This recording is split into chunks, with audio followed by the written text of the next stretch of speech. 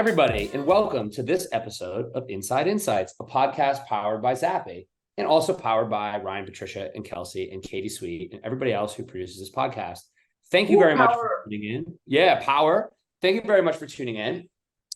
This outro is being recorded the day after Halloween, and so our bellies are a little full, and our teeth have too much sugar on them, and our kids, well, at least my kids, because I got little kids. My kids looked really cute last night. My daughter went from Taylor Swift to a sloth.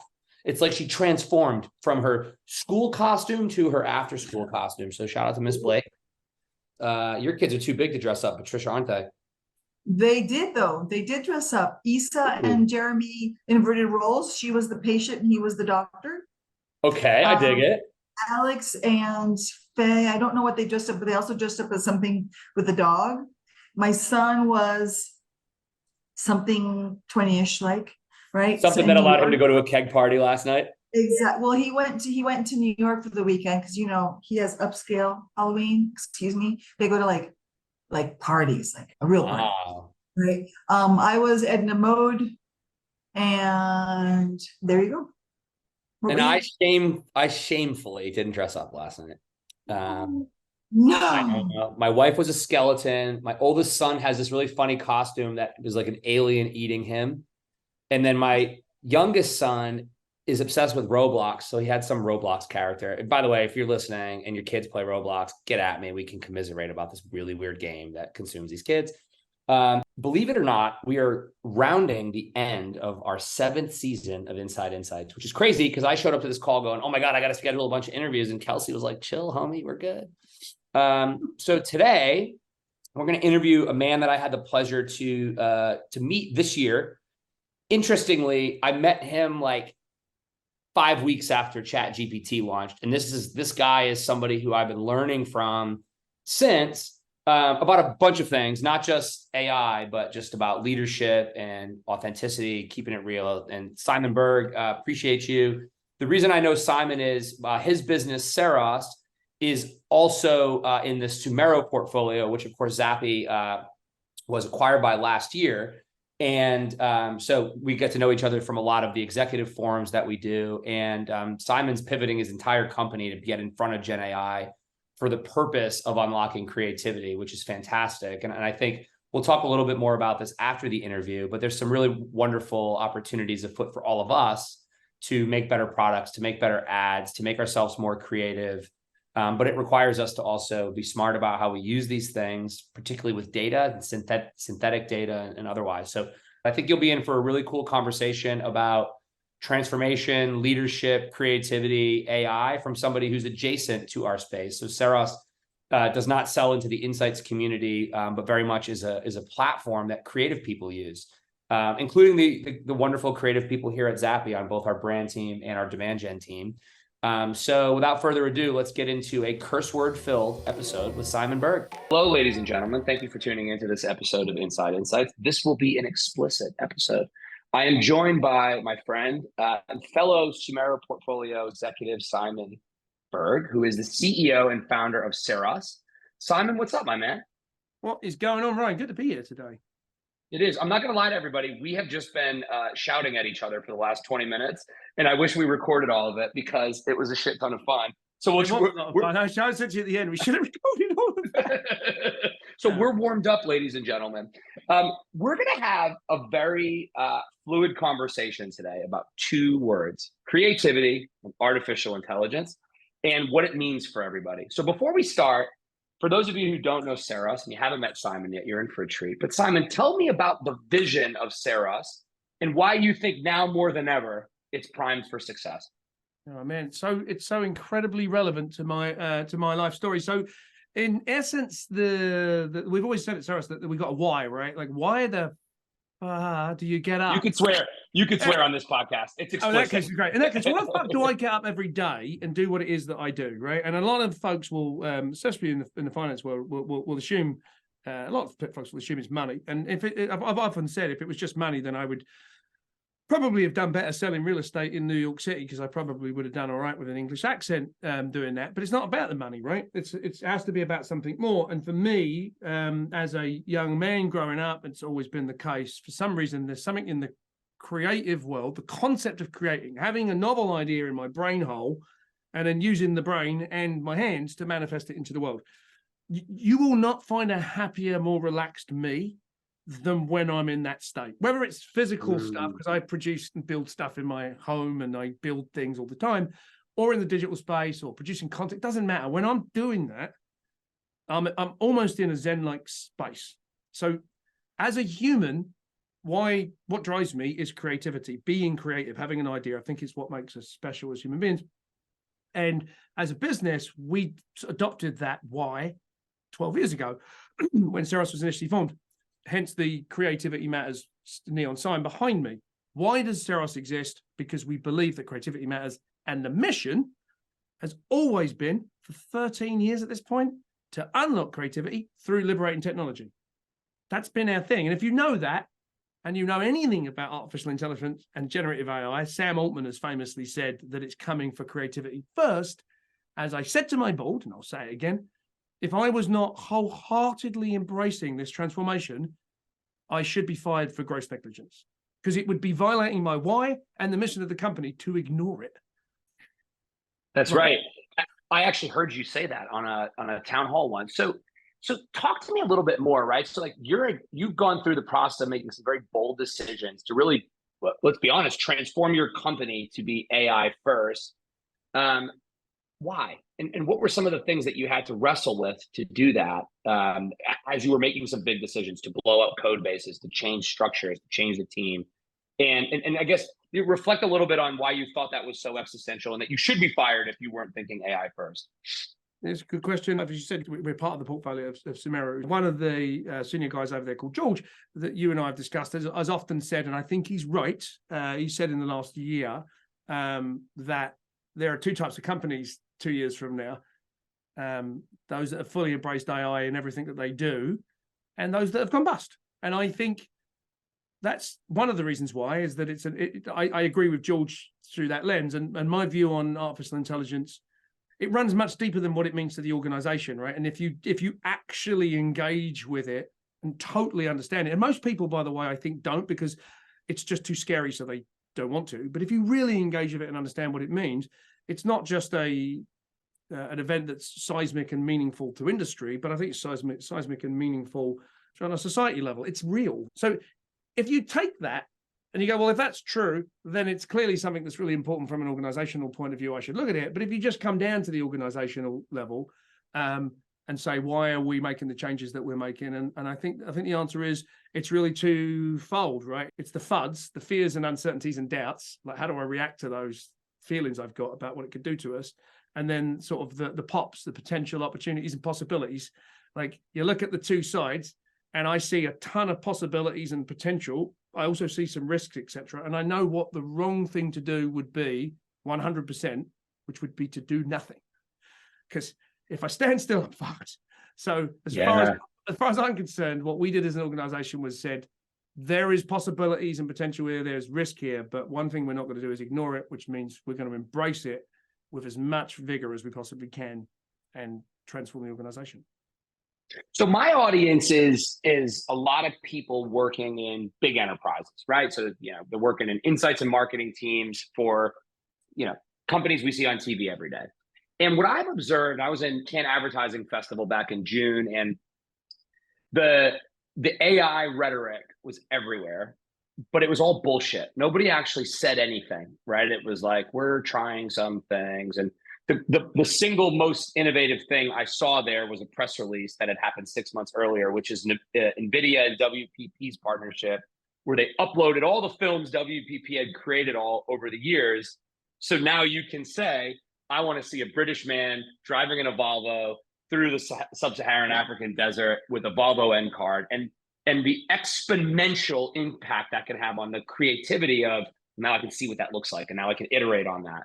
But by and large, I still sense that a lot of the big businesses are forming AI police and forming AI committees. They don't call them AI police, by the way. That's just my joke because I'm a sarcastic asshole.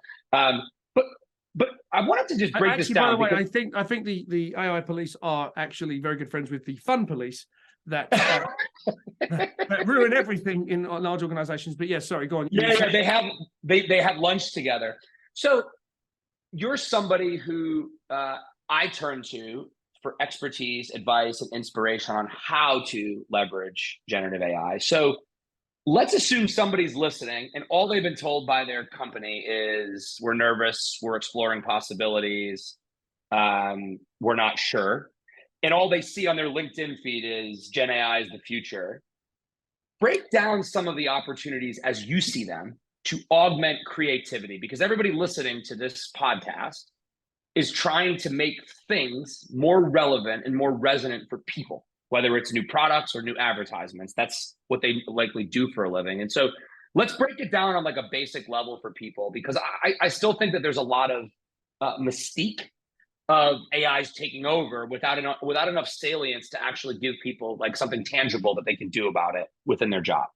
Yeah, 100%. Well, in terms of things you can do about it, I'll break that down into two parts, I guess. But the first thing I would say, and I can only say this with as much vigor as I can muster, but if your company or the organization that you work in is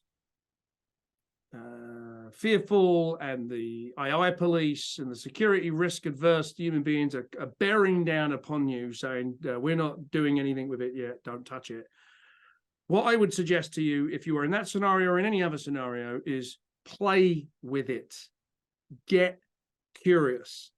And a lot of people either lack the curiosity because it was bashed out of them over the years, or the playfulness or the sort of innate creative skills that was bashed out of them over the years to bother doing it, or they're scared. So it doesn't manifest actually as being scared. It manifests as, it's a fad. Why are you saying that? Well, because, I asked it to write a poem and stuff. Okay. It happens to be the single biggest innovation in the history of all time. That's not up for debate. We've basically created an intelligence that's smarter than every human being, intellectual human being in every industry possible in one place, and it understands language and you can communicate with it. I think we can all agree that it's more than writing poems. Why are you not actually engaging with it? Half the time, I think it's because they don't want to, because it's terrifying, because the realization is that if it is truly what it's purported to be, then everything is up for question. I thought human beings were unique because we were creative. I didn't think that machines could have novel ideas. I didn't think that they could think, plan, execute, and create on their own. Acknowledging that is a terrifying thing. So I think people have to get curious about why they're not engaging with it. Introspective, get thoughtful about it, because it's a bit scary. Second thing is play with it. And by play with it, I mean, recognize that it is not a binary system. This is not a deterministic system. Whether it be, let's use ChatGPT as a simple example. ChatGPT is not a deterministic system. It's not if this, then that. It's not if click, then send email Y to user X. This is a probabilistic machine in the sense that it acts and behaves like a creative human being. And that means when you play with it, ask it to do things or request of it things that you think are absurd to ask of a computer, because you can now, and oftentimes it will. And if it fails, this is critical, if it fails to do the thing that you ask it to do, and let's define failed, because let's assume you ask it to write an email and you say it failed to write the email correctly.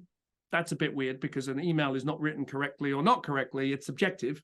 Mathematics is not subjective. 4 + 4 is 8. Good email, bad email, that's not, it's subjective. It's not black and white. If it fails to write a good email, tell it why. Don't stop. Say, I don't like that email. And I go, because I think you missed the tone entirely. And then people will see me write prompts like that, and I'll be like, because of this, and I'll get emotional. Sometimes I curse it. And those interactions with that machine yield remarkably good results, because I'm treating the machine like it's a human. And that's what you have to do, because it is an artificial intelligence, not a computer that can chat. It's an artificial intelligence. And you wouldn't, that was the last piece on it because I'm ranting, you wouldn't walk up to one of the most intelligent human beings in the world that knows more than many doctors about medicine, more than most geography experts about geography, most political people about politics, more about writing than most authors. which is what GPT actually is, it knows all of that stuff. You wouldn't walk up to that random object that has no context for you whatsoever and say, write me an email. And then it writes the first email and you go, that's shit, and walk away. Right. That's not what you would do. You'd be like, Right. before we start, let me give you a bunch of context, very intelligent human. Now write it for me. And then you'd look at it and go, I don't like that and I hate that. This makes me feel weird. And there was a sentiment at the end that was off. Then they would rewrite it. Do that with GPT-4. The results are like that. That's the difference. Well, it's true. I mean, just on the GPT front, like I am notoriously shit at writing. Grammatically, I communicate with words. And I don't really write anymore, but the AI can write like me because I'm somebody who like really values, like you, right? Like I value keeping it real. And that closed loop, the iteration that comes out the other side is incredible because it writes like a little blunt, a little brash, a little bit of funny inflection, but it doesn't get there overnight because you're ingesting your own views into it. Which is you have to riff with it. And actually, as a final thought of a tangible thing that people can do, there are plugins available for things like GPT-4 and actually our own product, Gemma.ai, which is launching officially in November to all of our existing customers, and then in the new year to the wider world. But one of the things that you're able to do with Gemma, and you are with a plugin in GPT-4, is to speak to it. And what I've been coaching people recently is stop engineering prompts and start speaking briefs. Because when you sit down with GPT-4, people are like, well, I need to engineer the prompt. Do you? Or do you need to speak the brief? Because it's a creative, it's not a calculator. Don't engineer the solution.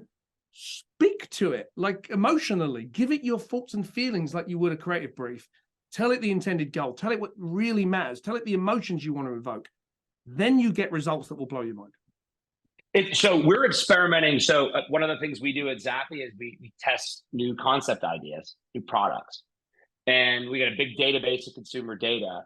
And that's exactly something I've been seeing happening. I'm trying to make some cocoa flavors that I can sell at a premium aimed at Hispanic Americans. And that much context, by the way, I couldn't write code if my life depended on it. That much context, and in our context, queried against a consumer database of what people think, can spit out an idea better than most of the Fortune 100 puts out today from a marketing perspective, which is insane to me. Let's go basics for a second.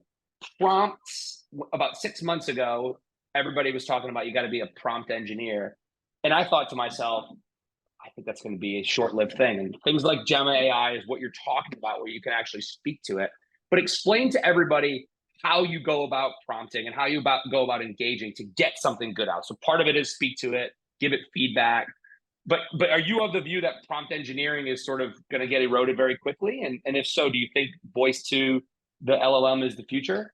It's funny actually, because someone on my team last week asked Gemma, which is effectively it's GPT-4 with a lot of different modalities. So Gemma can create imagery, she can create audio, and she's hyper tuned to be a creative. Like she's hyper tuned to be a creative with access to a bunch of different tools. And someone asked Gemma, it's actually one of the senior UX people that works on the team, and she Erica asked Gemma, what would you recommend my kids should focus on to not be irrelevant in the future because of AI?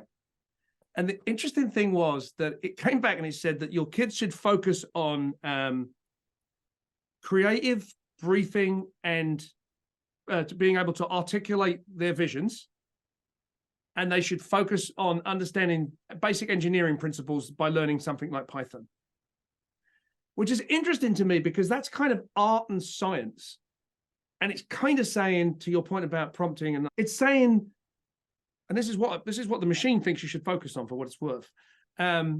It's saying that the skill is in being able to imagine what you want and articulating it well and collaborating with something to make that become reality. That is effectively what prompt engineering is. Now, there's some overlap where the prompt is doing technical things kind of too, which is where it becomes a bit more science, less art. But fundamentally, the art of writing prompts is nothing more than articulating in visceral terms what it is you want to happen and what the constraints are and what good looks like. That's basically all you're doing. It's basically briefing. And the irony of that is, in my experience, and I say this cautiously, very many executives, a large majority of executives that I have bumped into in Fortune 500 companies suck at briefing. Oh, yeah. Like they really suck. And I'm They're sorry shit if at they're it. watching this. I'm really sorry if anyone's offended. I've seen obviously many that are, but I've seen many that don't understand. It's not, don't prescribe the solution, describe the desired outcome. Yeah. Don't say move the pixel 6 to the left, make this thing. No, say I want humans to feel this way. I want this to be the emotion evoked, and I want this action to be taken. How do we create that solution? But you see so many people that will, I want 2-page PDF with it. It's like, wait a minute. Why? What's the point? What are you trying to achieve? Exactly. No, this is plaguing. Briefs, in my opinion, are plaguing the creative industry. Poorly written brief leaves Fortune 100 to some poor ad agency. The planner knows there's no risk tolerance in that business. They know the consumer's not going to really like it. They fuck around. They change the logo around a little bit. They test it. They're pissed off about the results. And not only does it not get the right outcome, think of the time people waste. Creative brief, in my context, a research brief, and the dozens and dozens of hours highly skilled people are spending. But focusing on the outcome can get you something like exponential overnight. I mean, I always go back to like the NVIDIA WPP thing. Like I could put you in a car in Africa quickly. And the outcome is I want people to feel inspired. I want them to feel the wind. I want to sell this fucking car to somebody that is their second car, right? And like, and that gets lost. That gets lost in the briefing process, partly because people don't understand it, and partly because people overthink it, right? It becomes an intellectual exercise to write the brief rather than actually a sort of an emotional stream of consciousness thought about the outcome you're trying to achieve and why you're trying to do that. It becomes a sort of an intellectual exercise, which actually is one other point I want to make about why I find speaking prompts, briefs, as I like to think of them, to these LLMs is vastly better. And that's partly because I think I'm dyslexic. I've never been tested, but when I write, and I think you just expressed you're the same, I think, Ryan. Yeah, totally. When I'm writing, if you think about it, when you're writing as a human being, you have these ideas in your head. As you try to articulate them, you're thinking about, when you're writing them, you're worrying about grammar, spelling, sentence structure, all this shit. Truth be told, they're nothing but irrelevant rules that are there to ensure one other human being understands them. But over time, they've become sort of like grammar police, going back to the police thing. Yep. If you're trying to stream out your ideas, this magical box of billions of neurons coming up with this incredible idea, what place does spelling and grammar have in that exercise? Zero. Like it has no place other than the grammar police or maybe someone's ability to articulate it back afterwards. But from your point of view, to get it out and into the world. To get the idea into the world, yeah. So what I do now is I don't type, I just speak, because then I can literally just sit there with the record on GPT-4 or now with Gemma, thankfully. I can just sit there with the record and be like, okay, right, I want to talk to you about this project I'm working on. You can you can I really want to, this is important, that's important. And one of the overarching emotions I want to evoke is this. You're not thinking about sentence structure at all. You're just thinking, what is my emotional or sort of strategic goal? And I'm going to articulate that as best as possible. And then let the LLM take that idea and articulate that in a way that's beautiful to read. Great. That's the use case, right? And now, like, with all the asynchronous working practices, we're all leaning more into this anyway. Like, I am a shit reader. So internally, I record voice memos more than I type emails because it allows people to feel me and my tone and how I'm, but to your point, thanks very much, ChatGPT. Can you make that legible and grammatically correct? I mean, that's one of the easiest things you can ask an AI to do. It's like a layup. And it helps you take the stream of thoughts, which I've found is really interesting. I did the other day, one last example of me doing it. I was in the car. We wanted to write a press release, and someone said, "Oh, I'll get the PR team to." I was like, you know what? Don't bother. Give me 3 minutes, and I just pushed record on the GPT in my car, pushed the record button of the audio, and just talk for 3 or 4 minutes about what it is that we're doing in the press release, that I'm looking to articulate, and not in a word by word manner, not sentence one, new paragraph, period, bullet, just thoughts. This is what's happening. This is why we care. This is what we want the world to know. We want to show empathy towards this individual. We want to make sure that this is talk. Please turn that into a press release. It spat out a press release, and I sent it to my team, and they were like, holy shit, where did that come from? I'm like, I streamed my conscience into the bot for 3 minutes, and it spat out a mega press release. Yeah, think of the time y'all can save, right? So the other thing, though, there's a responsibility. You said something that I wrote down at the beginning of our conversation. I'm going to take my own liberty with what you said, if you don't mind. Sure. I believe society beats the curiosity out of people from an early age onward, and black box thinking has crippled people. And I actually believe everybody is born curious and creative at something. But somewhere along the way, whether it's our parents saying, don't worry about it because I told you so, or our boss saying it's not your problem, or whatever, we learn to stop thinking. We learn to stop being curious. And so something like you're describing for some people might be liberating. Like, it's like, oh, all I want to do is think and get my ideas across. But some people might have lost that because they're in the mix of, I'm a corporate brand manager and I just take brief and run brief. And I'm actually really smart, but like it's gotten beat out of me. 100%. Do you have any advice for people of like, not just how to use the technology, but how to rebuild some of those muscles that are in them that perhaps have beaten out of them because society sucks in some level on this front? So much about what you said, Ryan, means so much to me. And there are a couple of things you said. One, you said it's liberating.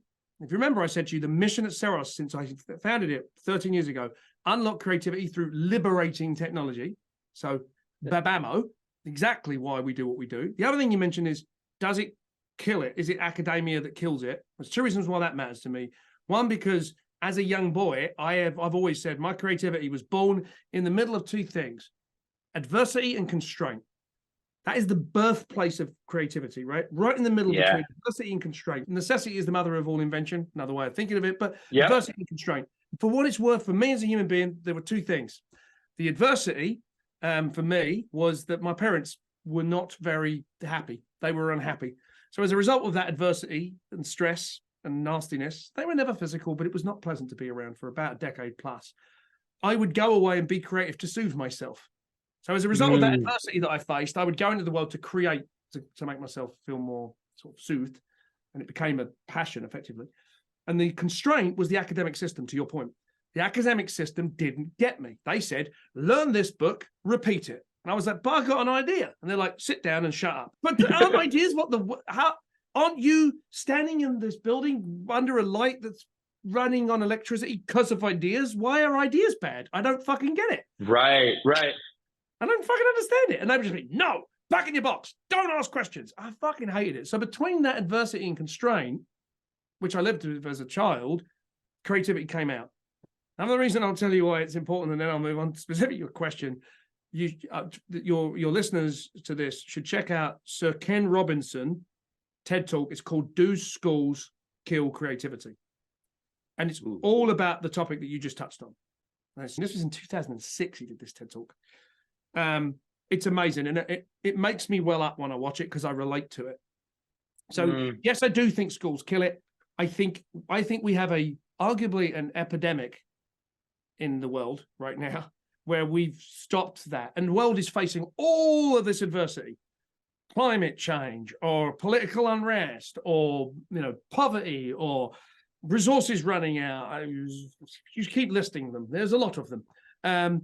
We are not going to solve them by opening the little black book and saying, what did we do in 2004 when everything was fucked? Oh, there is no page for everything being fucked. We're going to have to create a solution, which means we need creativity now more than ever to save the species, if you will.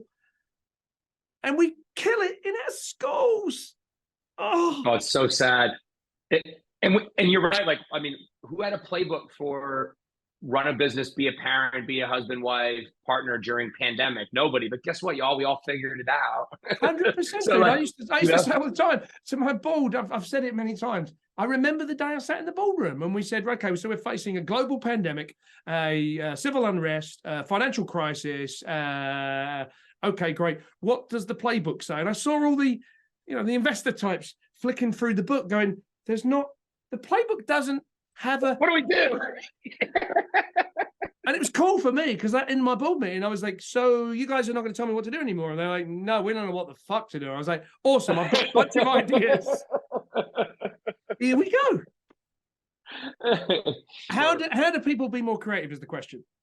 That's actually the question I want to know, because people might be stuck because I just believe we're all creative. I don't think anybody's... I will articulate it for you in a 52-second video. I'll show it to you, and I guess you can run it on the screen. I'm ready. Right. Can you see my screen, sir? Yes, sir. Okay, here we go. All right, today we're going to talk about how we can find out and how much we can find out and what it takes to get there. So first we have to decide how much do we want to find out. So let's say in this case, I want to find out at a level of 7. Okay, so I find that level on my graph and I come horizontally to my gradient line. Where it intersects with my gradient line, I'm going to come straight down to where it intersects with my fuck around line. That there is going to tell me how much I have to fuck around to find out what I need to find out. See, as you can see, the more you fuck around, the more you're going to find out. And also, if you stay down here and you never fuck around, you'll never find out. So I hope this lesson is helpful. Thank you. I love it. It's funny because that dude doesn't look that creative, but see, everybody is. Everybody is. But yeah, but that video really sums it up, right? Is how do you be more creative? Stop thinking. Just do it. When you see a kid in the garden at 6 years of age, and you walk up and you go, what are you doing? And he's got 6 cardboard boxes, or she's got a bunch of, stuff hanging from a tree. And you say, what is it? This is my castle or my empire, and this is a spaceship. And like, do you think they're sitting down and going, how can I plan to be more innovative and creative today? They're just fucking about and finding out. They're not thinking. They're just being and creating and letting go, and not being driven by shame or fear or uncertainty or doubt. They're just going, here's an idea and I want to play and see where it takes me. And see what happens. Every idea that I've ever had creatively in my agency time and in the software businesses, the best ones come from free-flowing, fun, non-judgmental, non-shame-based experiments to create something that feels fun. And we find something out and we go, wow, that's fucking cool. And it lands and everybody goes, where did that idea come from? And we go, we were kind of fucking around and it sort of made sense. Then was like, wow, genius. And you think about it, like if you're sitting inside a big company, you got to answer to shareholders on Wall Street and short-term pressures. And like, I think a lot of businesses try, and we've even done this, like, well, let's put the innovators on the side and I don't really think that works. I think everybody's got to create space for long-term thinking. And so like for me personally, I'll create space where I just take all the boundaries away. So if you aren't watching this episode on YouTube, the find out, fuck around matrix 10 doesn't happen if you're thinking about reality or this quarter's P&L or how busy you are or what your boss is going to think. But you've got to create that space to do that. I'll tell you a funny story that will resonate with you. I have a friend who, she's beautiful, she's successful, she was, doing some acting and everything else, and kind of eking her way through the LA life. She then stopped caring. She's a creative's creative. She stopped caring. Her paintings are now sold for a premium at every major main street in any ski town that you visit. And she wrote a screenplay without any desire to make money off the screenplay. That's going to get picked up and produced. And as a result, she's not going to have to work that hard anymore. So I had dinner with her and I'm like, so, what happened? She's like, I just stopped trying to be right. I stopped trying to care what anybody else thought. And it's exactly what you just said. And we had many seasons ago, we had Tony Costello from Heineken on, and he talked about trying to grip the essence of a 6-year-old's curiosity. On the time of recording this, my son turned 5 today. He wore a cape down the stairs. The whole world is that boy's oyster today. And so, I think there's just something to that. And if you're not naturally thinking like that, you have to create the environment. Yeah, an interesting thing is you can't naturally, as you said, you're not naturally thinking like that, but you can't force yourself to think. You got to let go. You got to let go. You got to let go, right? You got to let go and go, what do I want to do? And it's always the fear and uncertainty and doubt that kills it. Like every turn, at every possible opportunity, it's always that kills it. And no 6-year-old gives a flying fuck about whether or not it's going to work or not work. They just want to make the thing. And that's the difference. And one way, a practical way to unlock it, if there are cobwebs on the creative mindset, and it's calcified, if you will, and you can't get it to edge and move, or creak into gear. One of the things I'll often do if I'm struggling is I will go and do something utterly unrelated to what I'm doing. So midday in the middle of the week, sometimes I will, middle of the week, it's 3 o'clock. I'm like, I haven't got a meeting until 4. And maybe I've got someone working on a construction project because I like building things in my house and shit. And I'll go over there and just be like, oh, how are you working? I'll be like, we're trying to figure out this idea for that thing you wanted to do in this room where you wanted. And I'll be like, oh, I got a creative idea. What if we did this with the wood? And I might use my hands, create something, do something for 25 minutes, half an hour, 40 minutes. And I will go back to my computer with a bizarre idea about how to solve a problem that I had that had nothing to do with it. And it's that helps. It could be walking around looking at trees. It can be sitting down writing a poem. It doesn't really matter. Anything that you feel that is not going to be judged. It's not about judgment. It doesn't have a goal. It's not like it has a KPI attached to it. You just want to make something exist in the world, or get curious about something in the world and how it works, like GPT-4, and go, I'm going to fuck around with this today. No goal particular. I'm just going to play with it. See it. Just going to do like a kid. Like, what can I do? And maybe I can get it to do this. Maybe I can get it to do that. Just play. And that will get you somewhere every time. Yeah, the play thing resonates with me. For me personally, it's the days I'm not thinking that I do my best thinking. So don't listen to this episode and say, I'm going to lock myself in my office and think about being creative. Play, try stuff. Simon's going to give you a little technique he actually ran with his management team to write down the things that get in your way. But you wanted to have a vulnerable discussion with your colleagues. And so you wanted to check the fear, uncertainty, and doubt at the door. How did you go about doing that? Because I think there's something in what you'll share here that everybody can do in their own quiet thoughts at their house. Yeah, so I think the essence of it, for what it's worth, Ryan, is I think at its core, you are to let go and to let the universe take you there, if you will, to sort of let go. You have to be able to put your ego away, right? Sort of the analogy being that if you're at the top of your game as a surfer on the biggest wave in Australia, in the biggest championship ever, right at the top of the wave, and you're right up there, feeling like God on your surfboard. The minute you think you're the man and you've got it cracked is the minute that the universe says, "How about fuck off?" It all crashes down, and you're reminded suddenly that you're nothing but a bag of meat in a set of Bermuda shorts. It's just like nothing, right? And it's really weird because when you're at the top of that thing and you're not egoing, you're just letting it happen, right? You didn't make. You're just surfing. You didn't make time and space. You didn't make the universe. You didn't make the fucking wave. You didn't make the moon that creates the waves. You had nothing to do with any of that shit. You didn't even make the fucking surfboard you're standing on. But you have a skill to harness what the universe has put in front of you. And that's amazing that you can channel that. But it's not you. And the minute you think it's you, you're fucked. So ego is important. And letting go of your ego is important to creativity. And it's also important for traversing difficult times, because in difficult times, fear, uncertainty, and doubt bubbles up. That comes from insecurities and lack of vulnerability. And then you'll make piss poor decisions when you have to make 100 decisions when there are no right decisions in difficult times. So the exercise we did with the team that you mentioned and that folks could potentially get behind was an ego exercise. We did it an offsite. Something I came up with. It actually had 2 parts. There was an ego specific part, and then there was a strengths and weaknesses part. Basically, what we did at the beginning of this 3-day offsite, where we were going to discuss some really complex, big transformational stuff for the organization, was I just said, look, guys, before we say another word, and there was 37 of them in the room, I need to get everybody to get real with each other, because all of the things that we need to change and transform, every one of them is going to make someone in the room feel uncomfortable or insecure. Their job might be threatened because we're structuring things differently. The future might be in question because we're talking about AI and its transformation, and all these fears and uncertainties that are coming from inside are going to bubble up. So I ask of you to get real with me. And what they basically did was I had a little Lego Superman and a little Lego Kryptonite, and they both had tags on them. And I basically said, look, guys, I want you to really think hard about your superpower. And I said, don't write down spelling or, timely. I'm like, write down your superpower that you're almost embarrassed to admit. the one that makes you feel awkward, that people would say when you really push them. Why am I good? What's good about me, Bill? Tell me.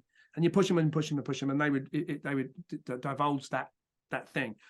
You know, as I said to you, this is awkward, but I've gotten to a point where I can say it. People will say to me independently, "You're very charismatic, Simon." And I've got to the point where I can say that, where I'm not ashamed of it, but I'm also don't sound like an egotistical prick, or at least not in my head. I'm like, yeah, I've been blessed with being kind of charismatic. That's a bit of a superpower. It's a bit awkward. Could be ego-y, but I'm able to say it. Do that. And then also do the same for kryptonite. What is your weakness? Again, don't write spelling or tardiness. You know, I'm really tardy. Write down the stuff where, you know, like for me, it would probably be, I am literally like a red rag to a bull with passive aggressive behavior. I get irrational. If I'm in the room and someone is passive aggressive, I am irrational. Like almost like one of those movies where they use a trigger word and you lose 20 seconds. Because I'll just come out the other side and everyone will be like, you just really lost it there. And I'm like, yeah, sorry, the passive aggressive trigger thing. It's to do with my childhood and my mum, if you really want to know. But it usually does, bro. It usually is, right? So then I asked them to do that, which they all did, and we put all of those in little boxes. So 38 little boxes with the person's name on it were all laid out for the 3-day sort of offsite, so everyone can pick up the little, you know, person's thing and get to know the people. And then the second exercise we did was the ego exercise, and I happened to have the cards on the side when you and I were talking about it before the show. And as I said to you, basically what we did was had a black box outside the 2 doors, big black box with a giant white ego on it. And I just said to the guys, after the Superman and kryptonite exercise, the next thing you're going to do is pick up this card, and there's nothing written on the back, and all you're going to do is think really long and hard about where your ego gets in the way of you being the most authentic you. Because if your ego gets in the way of being the most authentic you, it gets in the way of you letting go and letting the universe do the right thing with you. And it means you're going to make piss poor, shitty decisions because of insecurities and fears and doubts and weirdness. So I want you to dig, really dig. What does it mean? And write on the back of it. And as I said to you, I read a few out. I'll read them again now. But people wrote things like, I need to be in control, even if it jeopardizes the greater good. When I feel like I'm not being listened to and I don't feel respected, I feel out of control. Being smart, sometimes I feel like I'm the smartest man in the room. I mean, the list goes on. Someone wrote, this is bigger than you. I need affirmation. I love that. The list was long. And as a result of that, then I said to them, take the cards and walk out to the boxes outside. We're going to truly leave our egos at the back of the room. And they went and put them in the room. No one read them out. And the only reason I have them is because at the end of the 3 days, I'd made so little plan for what to do other than just to get them to be thoughtful. As I said to you before the show, I got them out with 3 or 4 of us sitting around at the end of the 3 days, and I read them and I welled up. I started to tear up because 37 people, for some fucking reason, based on some silly idea I had a week before, I was just fucking around trying to figure out how to get these people to be real with me. They shared their hearts and souls on a bunch of white paper and stuffed it into a box and went off. And I'm just sitting there thinking they just poured their hearts out to no one. At this board, yeah. But that disarmed them, and I bet you had an amazingly creative and vulnerable. Oh yeah, tears. There was tears and honesty and real conversations. And the best part about that is that you get the best outcomes in terms of what's right for the business, etc. But in truth, you get to have a real, authentic, connected human relationship with the people that you work hard with day to day. So yeah, absolutely. Where's the downside? I don't see one. Simon, this was fun. I wish we could have a beer. This is the second time we've hung out on Zoom with me saying I want to have a beer with you. So now I got to get my ass down and see you for a beer. Yeah, or we just do Zoom beers, which is probably alcoholism, but never mind. Yeah, but well, it was completely politically correct for a year and a half, so we could just pretend we're still in that climate. Awesome, mate. Thanks a lot for having me on. Appreciate it. Yeah, pleasure. Thanks everybody for listening. So I really enjoyed the conversation with Simon. I always do, and that was just like any other conversation I had with him. So you can imagine how much fun those are. But it is funny because depending on who I interview, my curse quotient goes up by a lot. So our next episode is with Ivan Arrington from Berg. I mean, this dude is a stud. I probably said 10 words the whole interview. We'll get into that next time we do our recording. Not because I had nothing to say, but because this dude dropped a knowledge bomb on how you can use software to do your job and be an excellent insights professional that drives growth. But he didn't swear much, so I don't think I dropped a single F-bomb in that interview. But Simon and I, we got a little weird. Patricia, what did you want to talk about after listening to our weirdness? I have a potty mouth and I have to really watch myself many times because I'm in a world now that doesn't appreciate it as much, especially when it's in English, right? Hey, Patricia, fuck that. This is a safe space. Yeah, I know, but I'm saying that I have no problem with your potty mouth because I have a potty mouth too. But what I really liked is the practical aspects of this. I think like any other new thing that we get, whether it's tech or food or fashion, there are early adopters and there are the fast followers, and then there are the safe distance followers, right? So there's a range of humans on there, but I really liked the fact that he talked about how to approach it if you have a fearful company or if you're fearful or not. And then he gave some ideas of how to use it. I use it in two different types. At work, I use it for boring stuff similar to what he mentioned. But then when I'm on my own, right, I use it like a white piece of paper, the way I like a white piece of paper. We'll talk about that more in the middle. So I really liked that he got that. And the question you asked him at the end was about rebuilding the creative muscle. So those are the things I wanted to talk about. So let's start with what it is. So let's say you are a bit skeptical, a bit fearful, you're still on the band of AI is going to come for all of our jobs and I'm going to be made obsolete. Well, depends on who you are and how you approach life. I'm not going to tell you, and he's not going to tell you, and Ryan's not going to tell you, nobody's going to tell you that AI is not going to take your job. That's not it. But you can either let it take your job or you can help it do your job better. I prefer the second one, right? Because I love delegating. So if you're working with a fearful company or you're fearful, he suggests play with it. Literally play with it. Just make it a game. Make it a safe game. Do it up separate from your work, right? Because right now what happens is why his hypothesis of why we fear is because we think that technology is a scary thing, or we thought that we were the only thinking beings and we thought that we were the only creative ones, and machines are not supposed to have novel ideas, and that's a machine.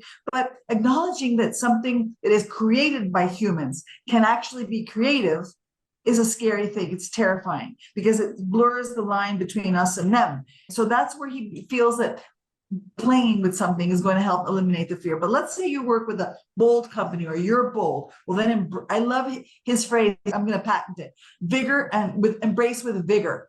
He goes, but be aware of the risk. I loved it. Embracing it with vigor. And it's like, understand this is not black or white. This is not if this, then that. It's probabilistic. It's created by humans for humans, right? It's not a computer. It's something different. It's something more. And the results, therefore, are subjective.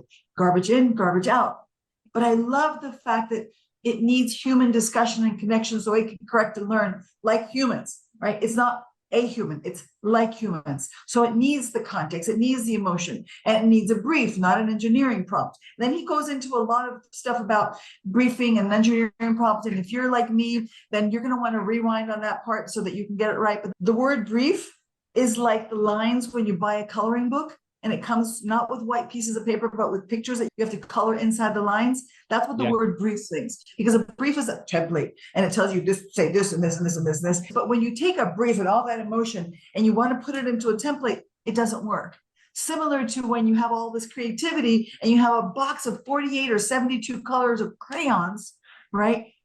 Drawing within the line, it's like, right? No. So what he's saying is, maybe you don't do a brief that's in a template. Maybe you sit there and you chat and you tell it all of this and you have all the emotion in your voice and you talk the brief to your GPT, right? Because if you have a bad brief, then you're going to have bad results, right? Totally. But you have to be able to imagine it. You have to be able to dream it. You have to be able to know what success looks like for you, what success feels like to you. And that's much easier when you can talk about it, move your hands, have facial expression. Chat. GPT is not going to be able to see your facial expression, but they can hear your tone of voice, right? So instead of having a template and having the intern do it, or, which is even worse, having your whole entire staff spend hours and hours of very expensive time creating a brief that's going to come out wrong, have a talking brief into your AI and have them see what comes out.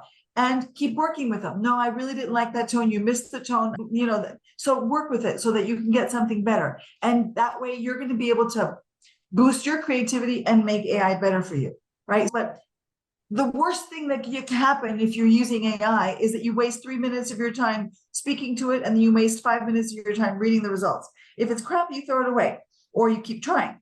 So playing with it, whether you're afraid or not afraid, or embracing it with vigor, try it. Nothing bad's going to happen. And then he goes into how to rebuild the creative muscle, because as both of you said, the lines in the coloring book, the teacher saying, be quiet, I don't want ideas. I want you to just read this. I want you to memorize that. Or depending on the company you work for, right? Some companies boost creativity, others don't want so much creativity, right? I've been told in the past, and I know other people have been told in the past, I need you to think less. I need you to just do what I say, which is kind of crazy for the money that people get paid.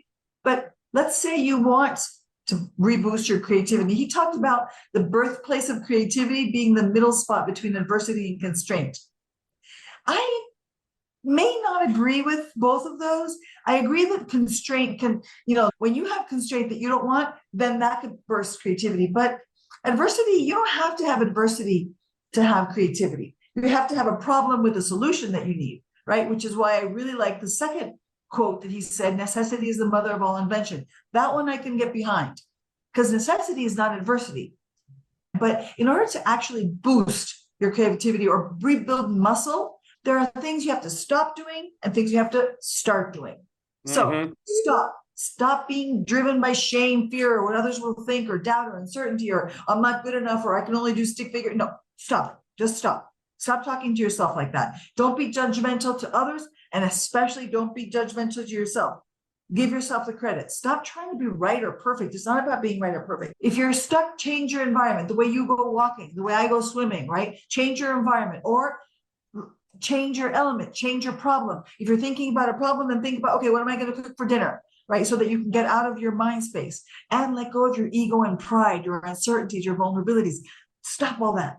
But that gives you a whole bunch of room, brain space to start being creative, letting go, feeling, flowing, going, having fun, finding your space, the one that feeds you, like whether it's nature or alone, or maybe your Zen room or your meditation.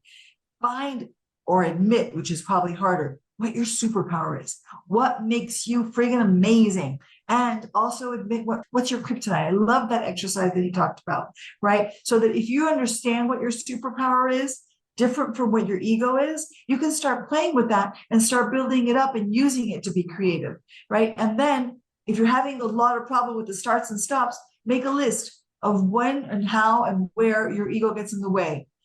That's what brought him to tears, which I thought was so vulnerable of him. But I can just imagine my list. I want to write my own list of when my ego gets in my way, because the more you know yourself, the better you can be.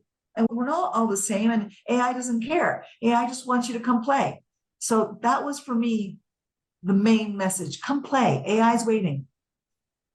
Yeah, and come play is a good message if you're working in a corporation. I mean, if you're listening to this, you probably can't even control this. But I think a lot of companies are... I heard a story from this woman I had lunch with the other day, that she couldn't bring in a vendor because AI was in the company's email domain, which I think is just such bullshit. There's obviously a responsibility to govern your info security appropriately. I think for all of you listening who are in the business of understanding people, there's a responsibility to make sure that, particularly when you're using AI with consumer understanding, that the data is representative, that the data is clean, that the data is harmonized, so that you're inferring the right conclusions. And I think the creativity point you make is important, because if you just use language models and you're not creative, you're going to end up with a bunch of homogenous marketing where all the fucking candy bars look the same, and that's no fun. Exactly. So I think that there's just a great opportunity to take all we know about what people do, why, and how, and be more effective at how we harness that, be more effective at how we turn those understandings into novel ideas that we can execute. But all AI, so I'm somebody who's never been worried about technology. And the reason is, if you rely on technology, if your job is going to be replaced by technology, you're not relying on the thing you all have, which is curiosity, intuition, soft skills, the ability to, no soft skills, I'm not supposed to say that anymore. I think that word got canceled, but empathy, compassion, understanding people, understanding how to connect with people. I view this as awesome superpower stuff, but it is disruptive. I mean, for those of you who've made it this far into the interview, this is being recorded after Mark Ritson put out what I thought was a fascinating articulation of the power of AI in consumer insights. He wanted to understand a correspondence map of brand attributes in the auto space and got the same fucking answer from synthetic data with no respondents as he did from a quote representative panel. And a lot of people are going to freak out about that or dismiss it. Could never be credible. You're both wrong. What if we could leverage what we know? What if we could ask the right questions? What if we could start by querying data sets that we know are clean and representative and harmonized, use that to create and go learn the two things we don't know?